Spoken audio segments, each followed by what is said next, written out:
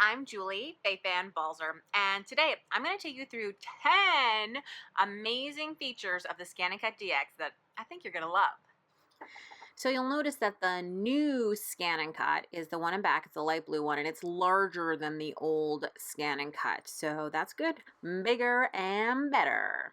The other thing is that the mats are new. So you'll see those little marks at the top of the mats. They're different on the old mat, which is on the right, and the new mat that's on the left. Also, the old mats could go in 2 directions. The new mats only have an arrow in 1 direction, but what they do have is a hanging hole on the other side so you can hang them up when you need them. But just a reminder, the new mats can only be used in the new machines.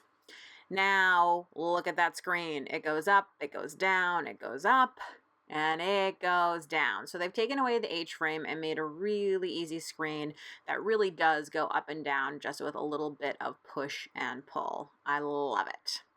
Next up, you can see storage. There's so much storage in this machine. It's amazing and awesome, and just, I love it. Next up, number 5, you'll see the home screen looks a little bit different, and that is because they've made room for the roll feeder. And of course, you can retrieve a whole bunch of other stuff from the home screen that you never used to have access to. Even settings, which used to be over on the left side, is now on the home screen. But let's look at that roll feeder. It's really cool, and it means that you can cut up to 6 feet of vinyl from a roll at one time.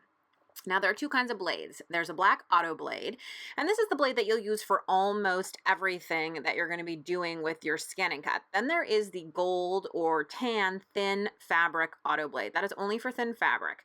Now, both of these blades come with these little caps, and I do recommend that you put them on, and the reason is because these are different than the blades that you're used to, okay? These blades, if you push on them, the blade itself pops out. And so it's really just a safety thing. Try to keep those caps around and just be careful. Put them away, before you go into storage. Just make sure that nothing accidentally happens, right? Safety first is what I always say. Now, how about more than 1,300 built-in designs? So some of them may look familiar to you from the 650 and from the 350, but there's a whole bunch of new ones, and you'll see that little blue line that moves along the side that tells you which page you're on.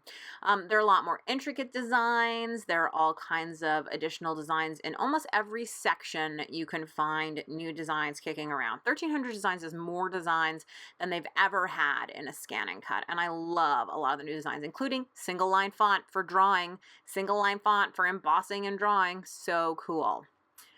So you're sure to find lots of things, including some new fonts.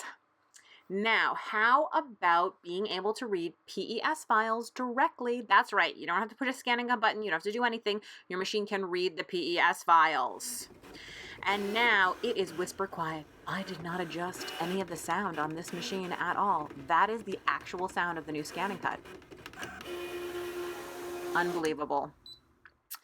And finally, number 10. This machine cuts 3 millimeters. So the previous machine cut up to 2 millimeters, and the way that it does it is the auto blade tests the depth, and then for each, it's not totally exact, but for about each millimeter, it cuts once. So this is actually going to cut this pattern 3 times. So there's 1, you'll see it sets back to the beginning, that's 2, and now it's going to do it a 3rd time, and that's how it's able to go so deep.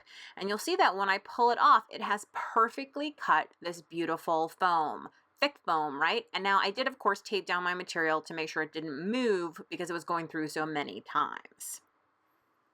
Thanks so much for watching. For more tips, tricks, and tutorials, be sure to visit my blog at balzerdesigns.typepad.com, subscribe to my YouTube channel, and of course, don't forget about the ScanNCut website at ScanNCut.com.